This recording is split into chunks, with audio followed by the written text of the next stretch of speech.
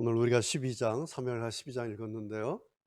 지난주 내용 기억나시죠? 11장. 다윗이 바세바를 취하고 우리아를 죽인 아주 참 끔찍한 이 스토리였고, 그다음에 다윗으로서는 마치 자기 인생의 주홍고시 같은 그런 치욕스러운 그런 장이 지난 11장이었죠. 오늘 우리가 읽은 12장은 그래서 하나님께서 징계하시고 혼을 내셨다, 그거잖아요. 그렇죠? 죄를 지어서 결국 그래서 하나님께서 혼내셨어. 징계하셨어. 이렇게 되면은 12장에 와서 그렇게 길게 장황하게 자세하게 설명할 이야기가 아니에요. 그런데 어때요? 오늘 우리가 12장 15절까지만 읽었는데 조금 자세하게 이렇게 또 구구절절 스토리를 이어가고 있지 않습니까? 그것도 한 번이 아니라 두 번씩 강조하면서, 가령 예를 들어서 19절에 보면 다시 너 그 아내를 빼앗았고, 10절에서도 너는 햇사람 우리아의 아내를 빼앗았다. 9절에서도 빼앗았고 10절에서 빼앗았다. 10계명의 10가지 중에 10번째 계명, 내 이웃의 것을 탐하지 말라고 하는 그 계명을 염두에 두시고 빼앗았잖아 라고 두 번씩 똑같은 말씀을 하세요. 우리 다 알고 있는데. 또 9절 또 우리 개역성경에 보면 너는 우리아를 죽였는데 암몬 자손의 칼로 죽이고, 이렇게 나와. 죽이고 또 두 번 나와요. 빼앗았고 두 번씩 나오고, 죽이고 두 번 나와. 이렇게 안 해도 우리는 이미 11장에서 다 알고 있잖아요. 그러니까 뭘까요? 하나님에게도 다윗의 범죄는 아주 끔찍한 일이었겠죠. 당연하죠. 그래서 남은 게 뭐겠어요? 징벌을 받고 끝내든지, 아니면 다시 회개하고 그만큼의 죄값을 치르든지. 그래서 나단은 이제 다윗은 나단 선지자에게 하나님의 말씀을 전해 듣지 않으면 전해 듣고 회개했는데, 그런데 죄값으로 바세바가 낳은 아들 죽고 일단락됐다. 이렇게 한 줄 이렇게 되면 12장이 끝나는 겁니다. 그렇죠? 네. 다윗이 선지자 말씀 전해 듣고 회개했고 죄값으로 아들 죽었다. 끝. 오늘 우리가 읽은 12장이 한 줄이면 끝나는 이야기죠. 그래서 그래도 통해. 왜? 독자들이 그 한 줄만 봐도 아이고 무서워라, 죄 짓지 말자, 하나님한테 그렇게 하면 안 된다, 다 알아들어요. 소위 권선징악이죠. 그렇죠? 네. 선한 것을 권하고 악한 것은 징벌을 받는다. 그런데 성경이 그렇게 단순하지가 않아요. 물론 성경 안에 권선징악이 있어요. 우리가 성경 읽을 때 다시 강조합니다. 기억할 일이 딱 하나야. 뭐냐니까, 성경은 하나님의 큰 이야기다. 이 말씀을 제가 여러 차례 나눠서 말씀을 드리고 있죠. 성경은 하나님의 큰 이야기다.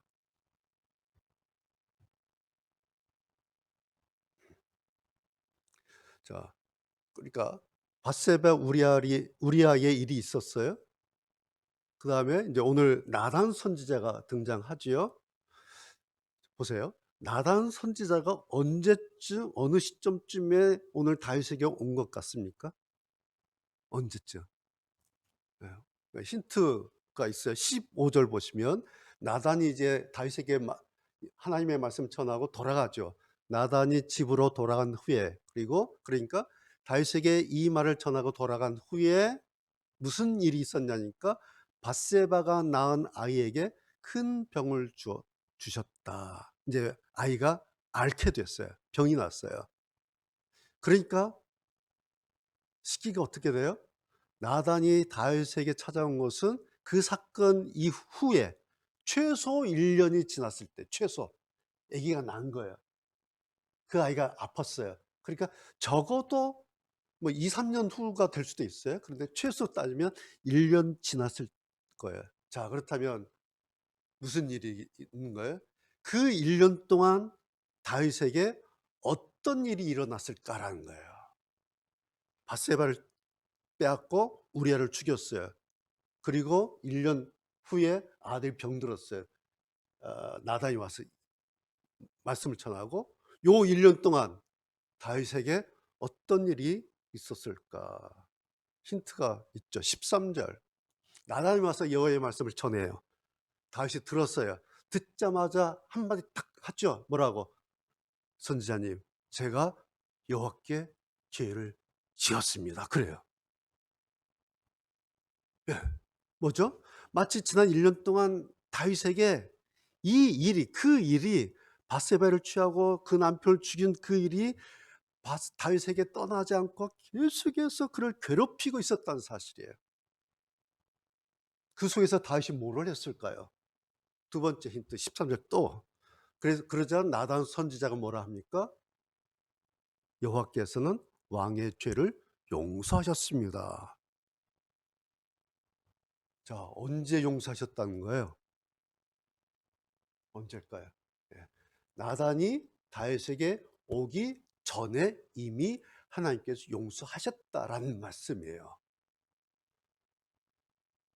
그러니까 정리하자면 이렇게 됩니다. 나단이 오기 전에 다윗은 이미 자기의 죄를 회개했고 하나님도 이미 그를 용서하셨다라는 거예요. 우리 성경을 보면 그 시점이 잘 나타나지 않는데 영어 성경에서 확인하면 아주 분명해져요.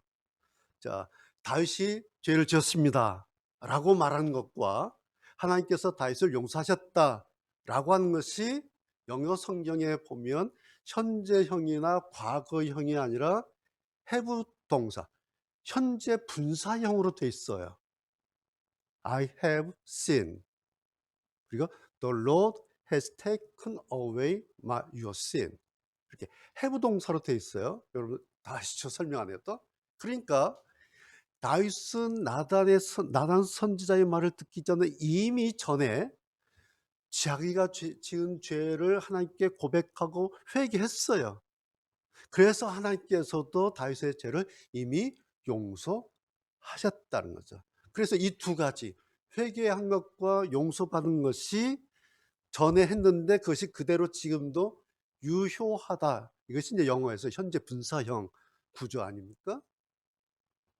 한 사람은 회개했고 하나님도 이미 그 다윗을 용서하셨다. 이런 뜻이에요. 네. 과거에 있었는데 그것이 완료가 그렇게 됐다라는 거예요. 자, 그렇다면 보세요. 다윗은 이미 회개를 했어요. 나단 선지자가 오기 전에 이미 1년 동안 너무너무 고통스러운 거예요. 내가 왜 그랬지? 왜 그랬지? 라고 고통스러워서 회개를 했어요. 그 회개하는 다윗을 보고 하나님도 용서를 하셨어요. 그럼 뭐예요? 일이 다 끝난 거예요. 이미 나단이 오기 전에 이미 일은 다 끝났어요. 그런데 왜 하나님께서 1년 넘어서 이 시점에 굳이 나단 선지자를 이렇게 보내셔서 다시 그렇게 다윗을 막 다그치신 그 이유가 뭘까라는 거예요. 야, 요 지점에서 또 다시 확인해야 돼요. 아, 성경은 그렇지. 다윗의 일상의 일기가 아니지. 성경은 하나님의 큰 이야기지. 라고 하는 이 점을 다시 떠올려야 돼요. 그러니까 성경이 단지 어떤 사람의 이야기를 가지고 만일 오늘 우리 독자들 혹은 하나님의 자녀들에게 뭐 단지 권선징악 이것을 교훈하려고 했다면 오늘 우리가 읽은 12장의 이야기가 이렇게 길 필요가 없었어요. 아주 짧은 이야기예요. 그런데 오늘 본문이 1절부터 15절까지 아주 긴 이야기로 장황하게 이렇게 설명이 나열이 되어 있다는 거죠. 여러분 그 이유가 뭘까요? 도대체 성경은 무슨 이야기를 하려고 하는 것일까? 이 뻔한 다 끝난 이야기를 보세요. 지난 1년 동안 다윗은 자기의 죄를 고백하고 회개하고 막 그랬어요. 얼마나 고통스럽겠습니까? 다윗이 그냥 사람이 아니잖아요. 내가 왜 그랬지? 내가 왜 세상에 내가 사람을 죽여? 남의 아내를 막 빼앗아 내가 왕이라고 내가 정신이 나갔었나 봐. 얼마나 고통스럽고 자책하고 괴롭겠습니까? 그래서 그때마다 생각할 때마다 하나님 제가 잘못했어요. 남의 아내를 빼앗았습니다. 내가 막 사람을 죽였습니다. 아주 떼굴떼굴 굴렀을 거예요. 그래서 그것으로 하나님께 용서를 받은 겁니다. 그런데 여기에 한 가지 분명히 짚고 넘어가야 할 문제가 남아 있었다라는 거예요. 자, 다윗은 단지 지난 1년 동안 하나를 했어요. "하나님, 제가 죄를 지었습니다." 정직하게 고백했어요. 그랬는데 하나님은 특별히 오늘 이 하나님의 말씀인 성경은 그것보다 더 근본적이고 원론적인 그 지점을 상기시켜 주고 있어요. 다윗이 잘못했던 게 아니라 다윗은 할 만큼 했어요. "하나님, 제가 진짜 몹쓸 짓을 했습니다. 십계명 어겼습니다. 사람을 죽였습니다. 제가 너무 이럴 수가 없습니다." 하고 막 한 거예요, 1년 동안. 그런데 그것만 했어요. 성경은 또 하나를 이야기합니다. 여러분 9 절, 10 절, 14 절이에요. 먼저 9절 보세요. 9 절에 뭐라고 말씀을 전하시냐니까 "너는 다윗 너 왜 나 여호와의 명령을 무시했느냐." 요 말씀이 나와요. "너 왜 내 명령 무시했어?" 10 절 "나는 네가 나를 존경하지 않는 것을 봤어. 아 내가 널 보니 네가 나를 존경하지 않더라." 우리 그 쉬운 성경에는 "무시했느냐 존경하지 않았다." 이렇게 번역이 됐는데요.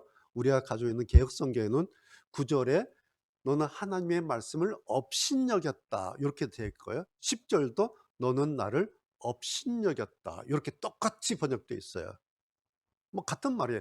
무시했느냐 존경하지 않았다, 업신여겼다, 업신여겼다 같은 내용이에요.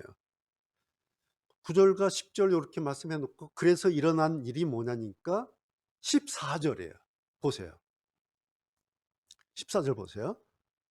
"무시하고 존경하지 않고 업신여겨서 일어난 일이 왕이 너 다윗 네가 한 일 때문에 여호와의 원수들이 믿지 않는 이방인들이 여호와를 경멸하고 모욕할 기회를 주었다." 이렇게 돼 있어요. 너무 무서운 거예요. 14 절이. 이제 9 절, 10 절보다 더 무서운 것은 14 절이에요. 그러니까 네가 믿지 않는 사람들에게 하나님을 우습게 여길 건수를 제공했다라는 말씀이죠. 다시 말씀드리면 너 때문에 세상 사람들이 하나님을 우습게 여기는 거야 라는 말씀이에요.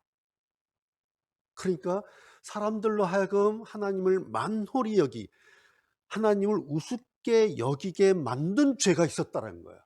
다윗은 이거 몰랐어요. 자기 죄만 회개했어요. "내가 남의 아내를 빼앗았습니다.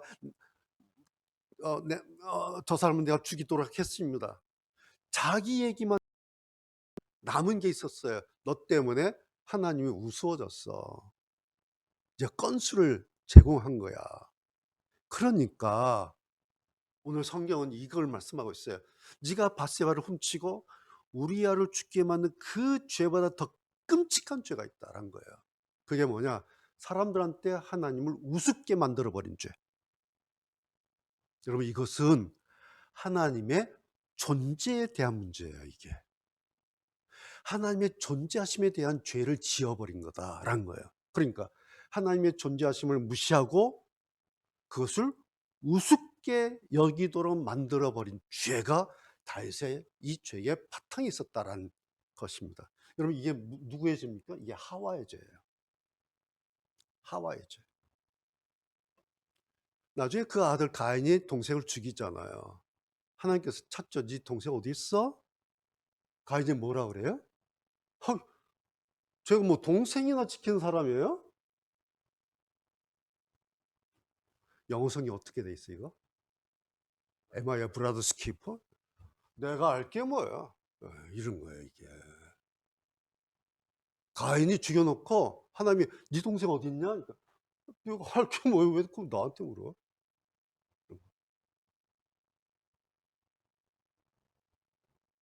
여러분 보세요.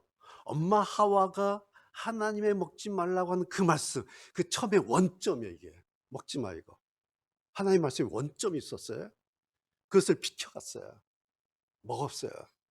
그러니까 그다음에 일어난 일이 자기의 아들이 하는 말이 뭐예요? 하나님 무시하고 피한 알 게 뭐예요? 찾아보세요. 가인이 이런 거예요.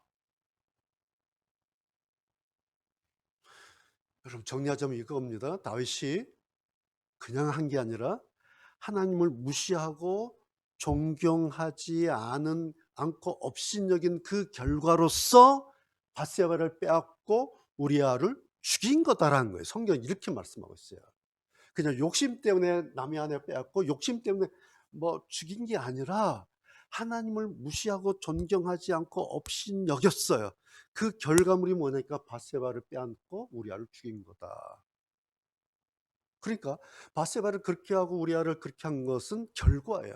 그 원인은 딱 하나, 하나님을 무시한 것, 하나님을 존경하지 않은 것, 하나님을 업신여긴 것.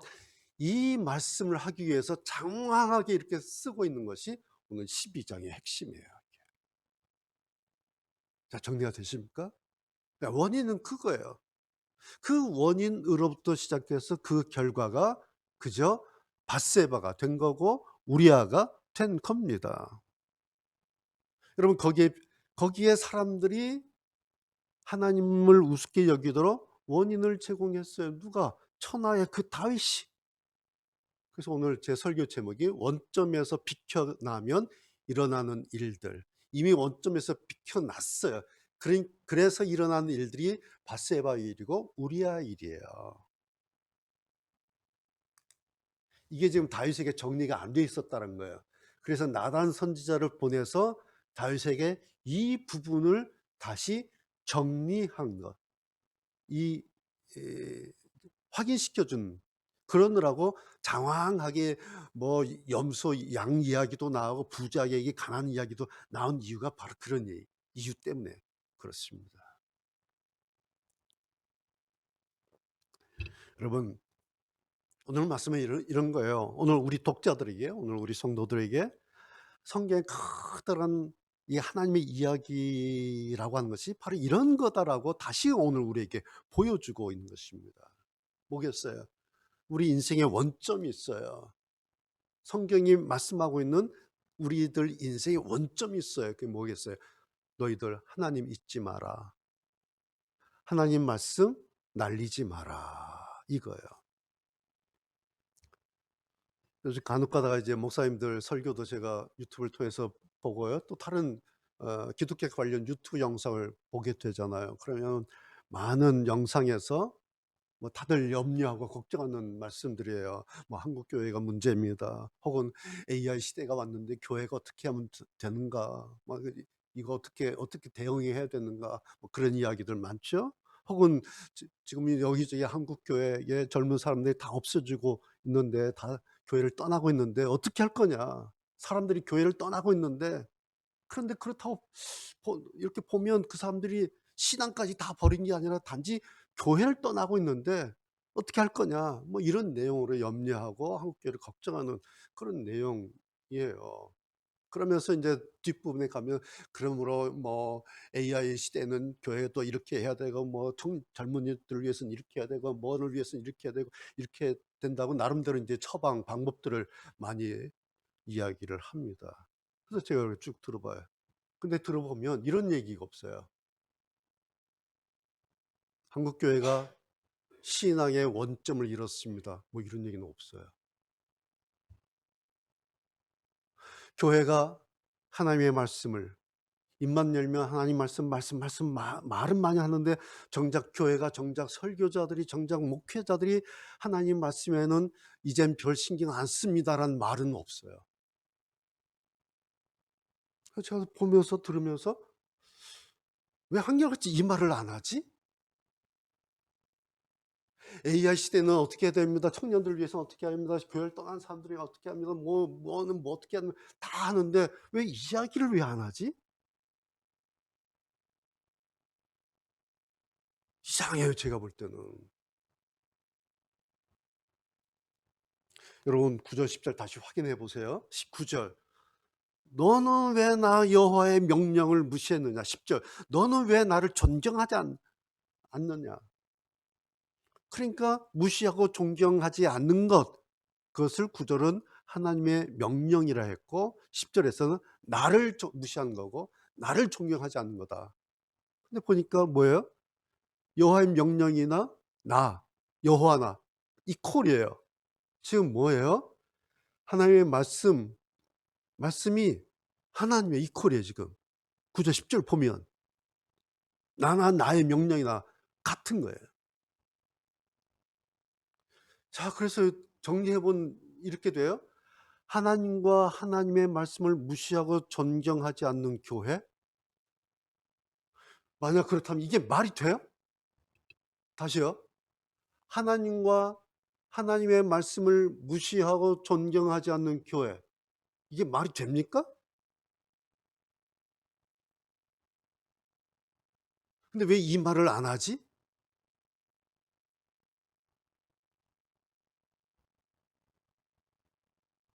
지난주에 우리 시찰회 모임이 있어서 목사님들하고 이제 회의도 하고 대화를 나누면서 제가 어떤 주제에 대해서 이야기를 하면서 뭐 좀 얘기를 했어요. 그래서 성경 뭐 좀 얘기하니까 아, 그걸 그렇게 봐야 되는군요. 그들이 놀란 게 아니라 내가 놀랐어요. 어떤 일이 있을 때 이것을 일반 인문학적으로 상식적으로 이야기해 놓고 그다음에 어떤 법적인 것을 얘기를 해 놓고 그다음에 이 법 정신이 성경에 맞는가를 마지막 최종적으로 점검해야 된다. 이 얘기를 하는데 목사님들이 아, 그걸 그렇게 봐야 되는군요. 그래서 저를 막 와, 이렇게 보는 그 목사님들 보면서 내가 놀란 거예요.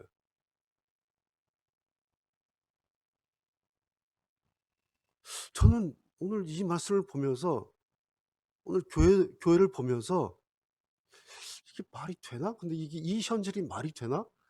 하나님과 하나님의 말씀을 막 무시하고 있는 존경하고 있지 않는 이 교회라는 이 말이 현존하는 게 이게 말이 되나?'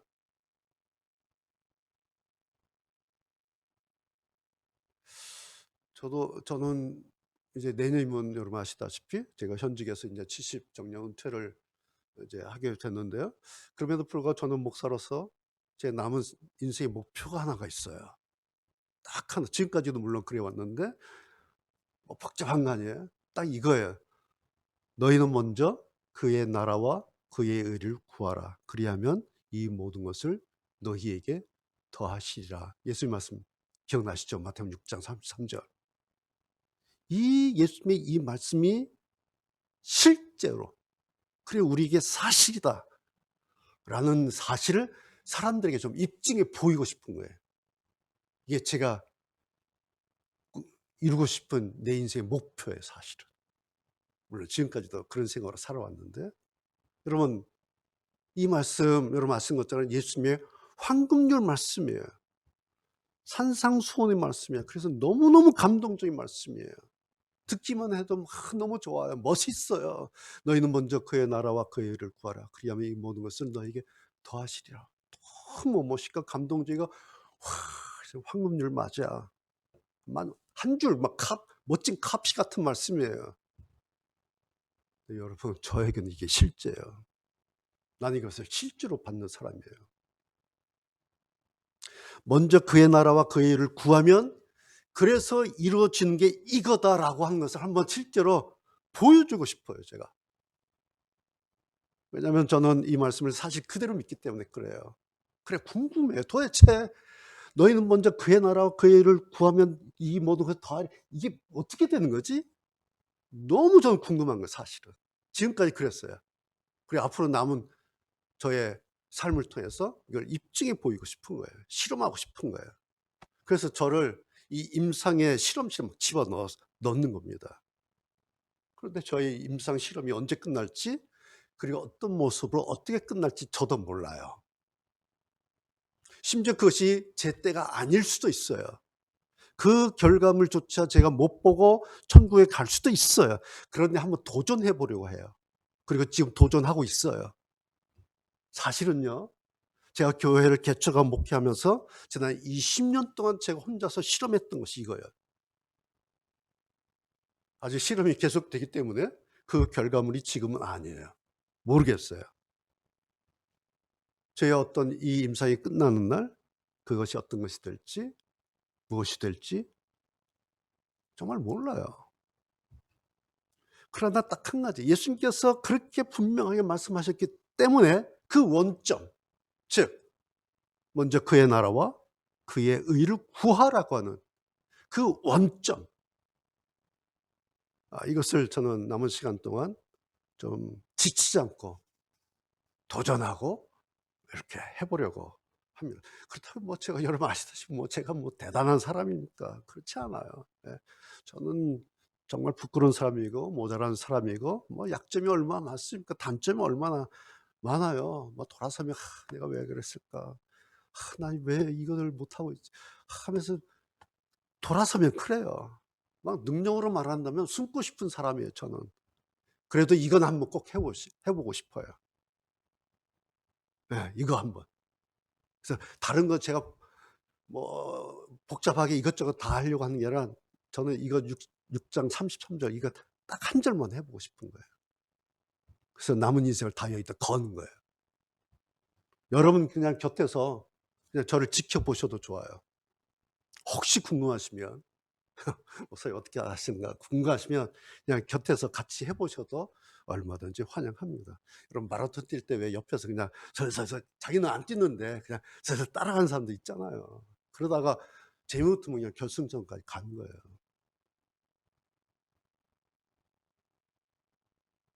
여러분 이거예요. 신앙의 원점을 잊어버리고 신앙의 원점을 잃어버리면 잊거나 잃어버리면 신앙의 원점에서 비켜나면 천하의 다윗도 그렇죠? 천하의 다윗이에요 정말. 사울 대신에 택했던 그 다윗 그 꼴 나는 겁니다. 비켜가면. 원점이 있어요.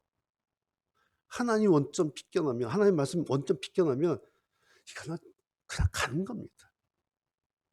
하나님 마음에 합했던 인정받은 다윗이잖아요. 그렇죠? 근데 그 다윗이 하나님의 원점 하나님 말씀에서 그 하나님에게서 비켜나는 순간 막 순식간에 그 꼴 나는 겁니다. 이건 감당할 수 없어요. 그냥 그 꼴 나는 거예요. 여러분 오늘 사무엘하 12장은 그래서 뭐 다윗이 죄를 지었다. 그런데 회개했다. 그래서 용서받았다. 그게 아니에요. 오늘 우리에게 질문을 던지는 겁니다. 다윗이 왜 그런 일을 하고 말았는가? 우리도 정말 이거 많이 생각하잖아요. 도대체 왜 다윗이 왜 그랬을까? 왜 그랬을까? 다윗에게 왜 그렇게 치명적인 일이 일어나고 말았는가? 다윗이 도대체 무슨 짓을 한 건가? 우리도 진짜 알 수 없어요. 그 원인자가 뭔가? 그 이유가 뭔가? 시작점이 무엇이는가? 그런데 성경이 오늘 다시 우리들에게 분명히 보여주는 거야. 이거였다. 하나님 명령 무시하고 하나님을 존경하지 않고 하나님을 업신여기고 하나님이라는 원점에서 비켜났다는 거예요. 그러면 결과물은 뻔하다. 그래서 이 말씀 하나 하려고 오늘 12장 보면 제가 읽으면서도 이렇게까지 할 필요 없는데 끝난 얘기인데 한 줄이면 끝났는데 왜 이렇게 길지? 그런 거예요. 뭐겠어요? 오늘 우리한테 보라는 거예요. 우리한테. 다윗을 책망하려고 하는 게 아니라 다윗이라는 도구를 통해서 오늘 그 다음에 올 독자들 너희들 보라. 오늘 우리까지 포함해서 라는 겁니다. 여러분 하나님을 무시하고 하나님 업신여기고 하나님 우습게 만들게 하는 그런 죄가 사실은 밧세바를 빼앗은 죄보다 사실은 우리아를 죽인 죄보다 사실은 그것이 더 크고 더 무서운 죄다라는 사실을 성경 오늘 우리에게 다시 분명히 각인시키고 있습니다. 여러분 듣고 보니 좀 무거워집니까? 아니에요. 전 너무 좋아요. 왜? 역으로 생각하면 야 하나님 믿기 정말 쉬운데 야 하나님 믿는 게 얼마나 분명하고 가벼운 줄 몰라요. 어떻게? 하나님 무시하지 않으면 돼요. 오케이? 하나님 업신여기지 않으면 돼요. 오케이? 쉽죠? 나 때문에 사람들이 하나님 우습게 여기게 하지 않으면 돼요. 오케이? 쉽죠? 나 때문에 교회 손가락질 받게 하지 않으면 돼요. 분명하죠. 그런데도 막 목사가 뭐 뉴스가 다 그거잖아요.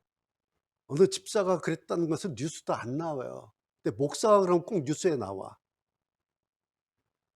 그런데 목사가 돼서 그렇게 하면 그거 어디다 써먹겠어요? 응? 목사가 교회 손가락질 받게 하면 그거 어디다 써먹겠냐고 그거. 사람도 안 써먹어요. 하나님은 안 써먹어요 그거. 이걸 말씀하는 게 사무엘하 12장의 무슨 말씀이에요.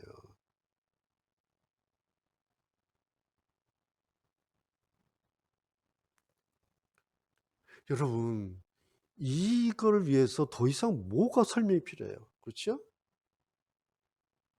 우리는 일 주일에 딱 한 번 하는데 뭐 이것보다 성경 공부 더 많이 해야 돼요? 저는 그렇게 생각하는 거예요. '아 너무 쉽구나. 아 그래. 내가 하나님 무시하지 않지. 내가 하나님 없인 여기지 않지.' 그럼 끝이에요. 오늘 결론은 내가 하나님의 원점에서 하나님한테서 하나님 말씀에서 내가 비켜나냐 아니냐. 거기서 비켜나지 않으면 그냥 되는 거예요. 무겁게 생각할 것도 없고요. 어렵게 생각할 것도 없고요. 복잡하게 생각할 것도 없어요. 하나님 말씀 있잖아요. 아멘 하면 끝이에요. 기도하시겠습니다.